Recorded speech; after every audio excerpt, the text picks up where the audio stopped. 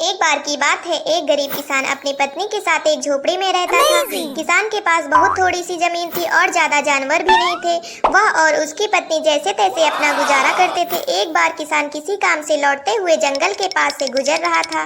तभी उसे वहां झाड़ियों में एक मुर्गी दिखी। मुर्गी को देखकर किसान ने सोचा कि यह मुर्गी किसी की पालतू नहीं लगती, तो क्यों ना इसे घर ले जाया जाए और मुर्गी के अंडों से कुछ तो कमाई होगी। ऐसा सोचकर किसान मुर्गी को घर ले आया।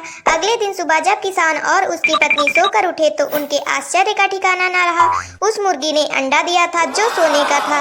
किसान और उसकी पत्नी बहुत खुश हुए। उन्हें समझ आ गया कि यह मुर्गी कोई आम मुर्गी नहीं थी, बल्कि जादुई मुर्गी थी। अगले दिन भी वही हुआ। नियम से रोज वह मुर्गी सुबह सोने का एक अंडा देती थी। मुर्गी के सोने के अंडे देने से धीरे धीरे किसान और उसकी पत्नी की गरीबी दूर होने लगी। अब उन्हें पैसों की कमी नहीं रही, लेकिन समय के साथ किसान व उसकी पत्नी लालची होने लगे। उन्होंने सोचा कि क्या ही अच्छा हो अगर मुर्गी रोज सोने के ज्यादा अंडे देना शुरू कर दे। दोनों का लालच दिन प्रतिदिन बढ़ने लगा। अब वे हर समय इस बात से परेशान रहते कि प्रतिदिन उन्हें केवल एक अंडा मिल रहा था।